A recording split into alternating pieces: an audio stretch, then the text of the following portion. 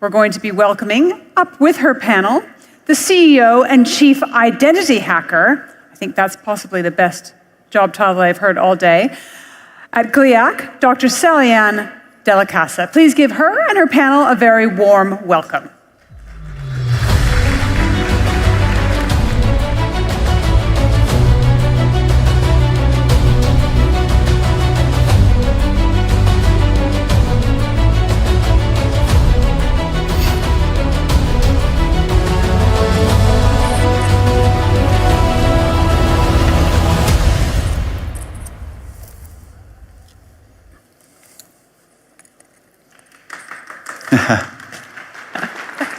There you go.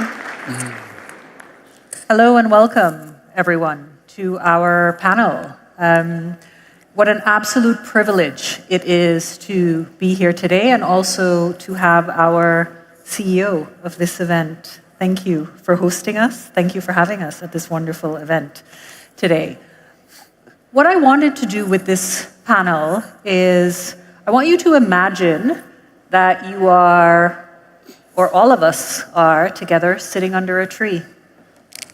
And our audience is going to be part of an intimate conversation we are having around skills, reskilling, and a global perspective. But as friends sitting under a tree, we get to contradict each other. We get to say the things that we think nobody is listening to, because this is where true ingenuity and wisdom, this is where people get to learn about our quality of thought, deep context. We all come, each of us here on this panel, with very rich insights from different sectors, and this is a great opportunity that we can share this with our audience. So do I have a deal with my panelists here that that's what we're going to do? I'm in. You're in? Absolutely. Sharmla, are you in? Sure. You're in. Anas, are you in? Absolutely. Okay. So let's start with Saudi today is a 92-year-old startup. I want you to think about that. We're a 92-year-old startup where we are agile, where we are pivoting, where we are iterating. And I say that because, I used to be the former head of people of Careem. And what I see today in Saudi resembles what's happening in a startup environment. So we're going to talk about skills in that startup environment. And I'm going to start with a discussion. When we talk about skills, whose responsibility is it that when our people, are young or old, have a certificate or a degree, that they actually know how to apply what they learned on the job? Let's talk about that. Let's start with you, Jeff. All right. Well, there's a program in the US called Teach for America, and they often say, don't expect a student to learn until they say two things. I want to, and I can. And we're all students now, especially given how fast the world's changing. We all have to retool our skill sets, our mindsets, so that we can adapt to what's happening. I think fundamentally, the individual has to decide that they're going to do this. Just like going to a gym and taking care of your health. You're going to have to, as an individual, continue to dedicate time to learning. But what institutions can do is they can create incentives for you so that you want to learn, and they can create support structures so that you feel that you can. You have the resources, you have the time, you have the content and the support to do that. So I think it really is a collaboration between individuals and institutions, and among institutions, between government agencies and businesses and the educational system as well. So I think it's a combination of those. Do you have something to add to that, Sharmla? I think, as Jeff said, we live in a divided world, so accessibility is important. So as much as you want to be a learner saying, I want to learn, but if you don't have the tools or access, so you need funding as well. You need to make sure that their funders are saying, I can go into markets and actually give access to those that don't have.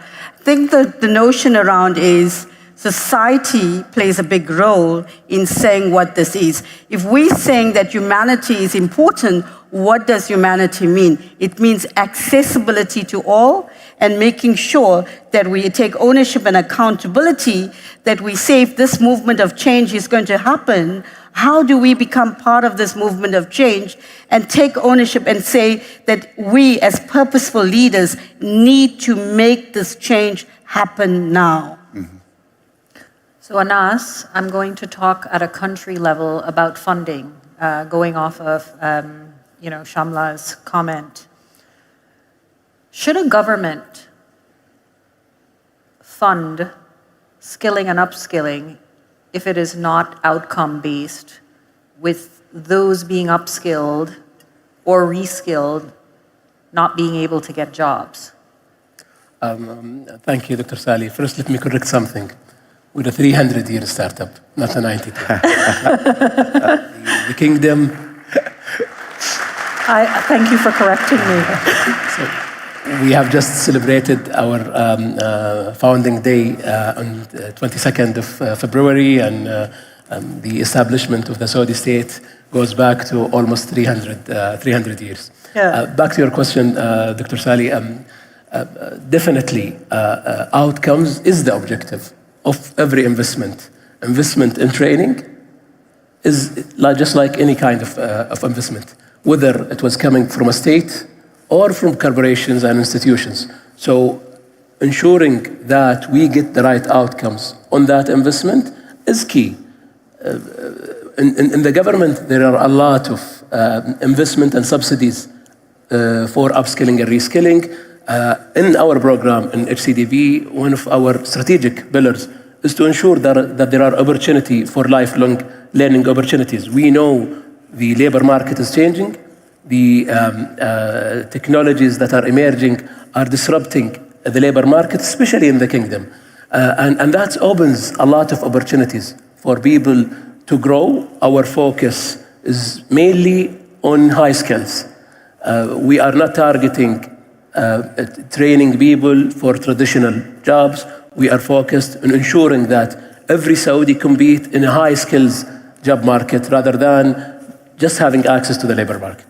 Okay, and Dominic, since your background is in investment, how do you value human capability when making an investment into an organization? Yeah, I'm not really an investor, but I come from professional services and then industry, if you will, and skilling is absolutely critical. If we are going to, let's say, buy a company or look at an opportunity, it may be full of metal, it may be highly capital intensive, but the critical factor is the capability of the people in the organization. Whatever you say, it's people that drive value. It's not the assets, it's people that drive value. It's talent to value. And so it's extremely important. And I think what you want to do in any assessment you make of any organization is to look at the capabilities, the mindset, some of the points about is this an environment where people are able to learn? And the other comment I just wanted to make is that I'm kind of a believer that in the new world we're in, the new skill is reskilling. And that's what organizations need to do, and it's what individuals need to do. But there has to be the right environment for doing that. And you can tell in an organization if there's not.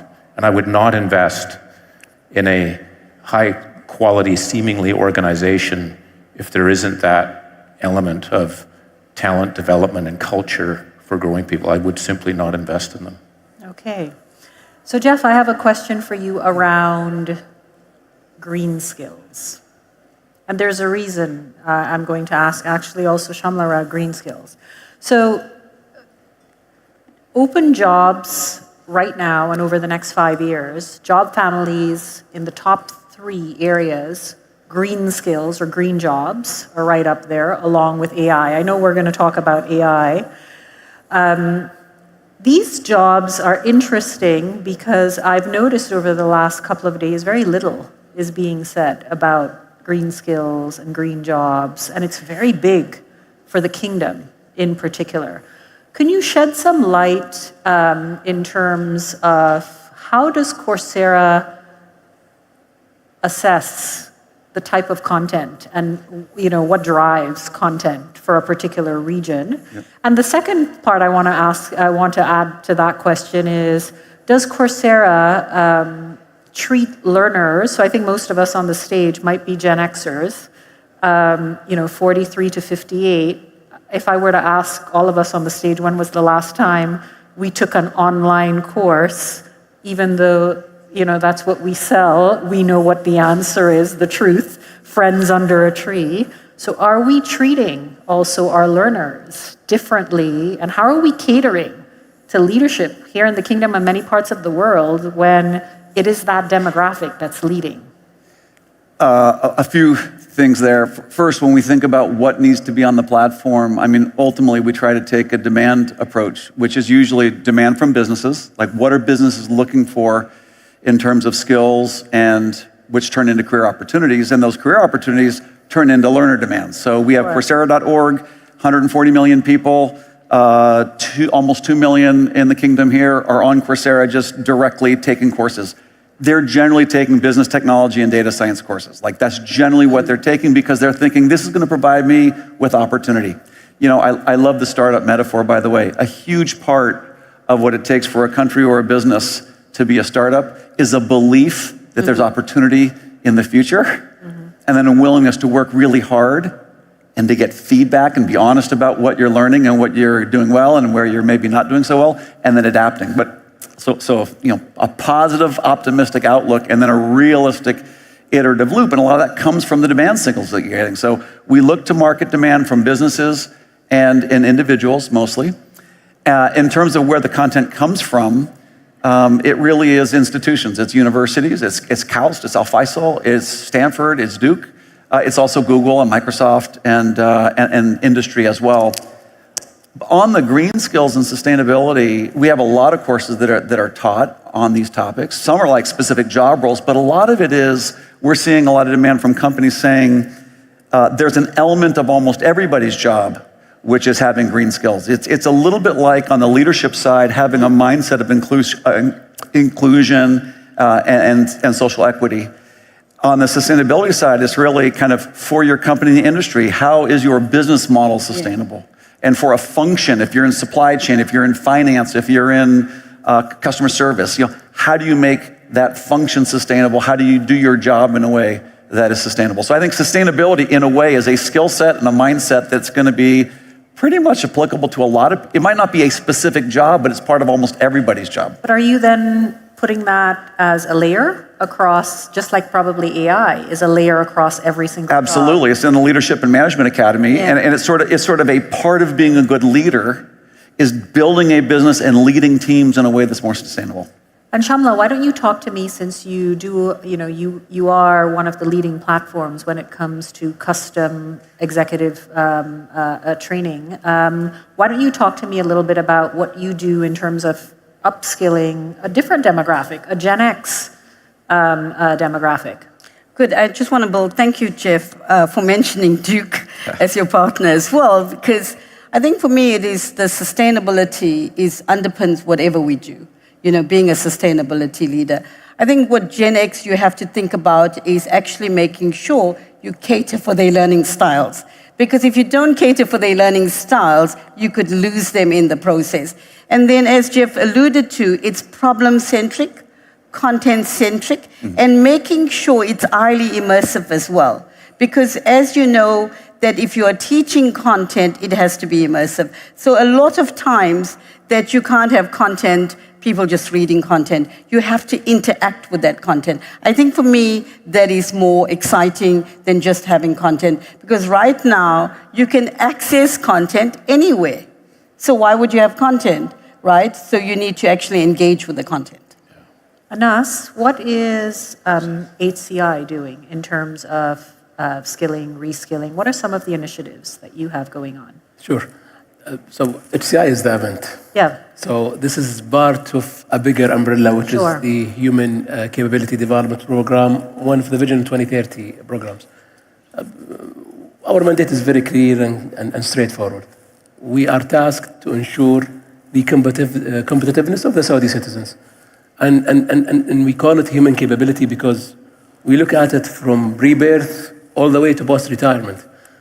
We should look at human capabilities when the child is born, because what we do in the first 1,000 days will have an impact on the first 3 years, and what we do in the first 3 years will have an impact on the next 12 years, and all the way to post-retirement. So, and the program, we're future focused. We're focused on skilling, on upskilling. So ensuring that everyone have the right educational base, ensuring that we prep people for future global and local labor market, because it's going to be a one market anyway, and also ensuring that there are always opportunities for lifelong learning, whether through digital platforms like what we do a lot with Coursera or with other partners, or through investment in green skills and in academy. And I also want to maybe comment on you saying that there wasn't a lot of emphasis on the green skills. I think a couple of the announcements that we did yesterday are addressing that challenge. So if you look at CAPSARC, public policy, it's all about public policy in the energy. And the transition that we see in the energy would require a lot of policy adjustments. And that's what CAPSARC is doing as a local think tank. SB transitioning into energy tech. This is also a move to make sure that we widen the mandate for SBSP to ensure that we address the renewable energies. We adapt to the green transition that we're witnessing globally. So I know now we are good friends since you are challenging me, and you said, wait a minute, you are wrong. We did speak about green skills. I like that. I have a question for you, Dominic. Do you think 5 years from now, a university degree has any street value? Yes, I do. But I think there's going to be more providers. I think universities are extremely important, not just because my friend did it, because again, from a basic research point of view, if we don't have fundamental research, we're not going to have innovation. We wouldn't have AI if there wasn't fundamental research. But obviously, universities educate people too. I just think there's a broader group. It could be Coursera, it could be Google, Microsoft. I think it's also companies that will be providing more. And I actually think you'll see more companies, in a sense, providing the degree, if you will. If I'm at Rio Tinto and someone has been trained in the Google system on digital analytics, that's good enough for me versus the university background. And I think we're going to see more, if I could call it, interoperability, and because organizations are training people. So I think it's going to be challenging for universities to make sure that they stay relevant on the education side, bite-sized chunks, this notion too of lifelong learning. One thing, I'm very grateful that you put me into Generation X. I'm actually an old dog. I'm a baby boomer. So we'll invite you in. But for the Generation X, there's a good chance you're going to live to 100. It's probably too late for me. You're going to be to 100. So, but think about the reskilling that's going to be needed. The idea that we finish our formal education in a university at 25 years old is crazy. I think there'll be times when we need to go back, maybe when we're 50, maybe when we're 70. So I think, long-winded answer, they'll still play a role on the education, for sure on the research, but they're going to have to adapt as we think about lifelong learning. And maybe there'll be a class of 2070 that I could be part of as we go through. Please, go ahead. Yeah, I was going to say, I have even just today, since my day started this morning, I met with the National E-Learning Center. We have a big partnership with NELC. Yeah. And there was a lot of conversation about a vision to facilitate and support this human capacity development, to actually marry together industry and university so that you can have certificates literally on Coursera from Google on data analytics, and they can be recommended for use in colleges.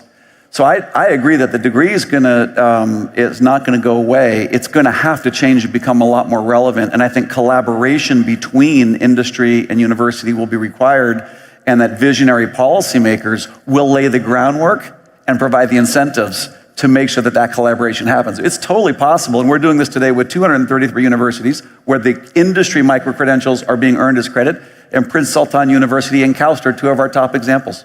Can I jump 1 second on that? You can jump for 10 seconds. 10 seconds. Cooperative education. One university I'm involved with, the University of Waterloo. It's the largest cooperative education. So you do 4 months of academic, and then you do 4 months in a business, then you come back. So it's 5 years, but you've done 1 year basically of that. And the number of people that are therefore in jobs, but then the outcome is much higher. So I think there's also an aspect about learn work that we need to incorporate. So I'm a big believer in that learn work. Go ahead, and then we have 1 minute to wrap up. Go ahead. I think you're absolutely correct. There are already models in play at the moment, and from a policy and a regulation, it has to change. I think you'd find that as the agility, the change is going to push policy and regulation, and the notion is, yes, it will be there, but fundamentally it would look different. So I'm going to ask this question since we are in the kingdom.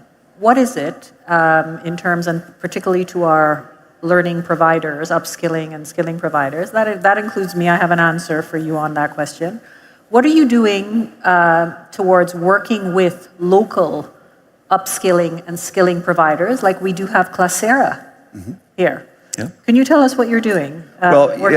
For me, I mentioned this earlier today, there's capability. In a world of change, it's going to require collaboration. So I do think collaborative ecosystems of institutions, businesses, governments, and campuses, together with individuals, is fundamental. Ecosystems within a country, within a region, and globally. Working with Coursera and with KAUST and with the MCIT and with the NELC and with the top businesses. Saudi Aramco, I was just meeting with them earlier today as well. I think facilitating support of collaborative ecosystem so we can all keep pace with the change, that's going to be the key breakthrough. Okay, so we are about to get off the stage, and I'm going to one sentence answer to this.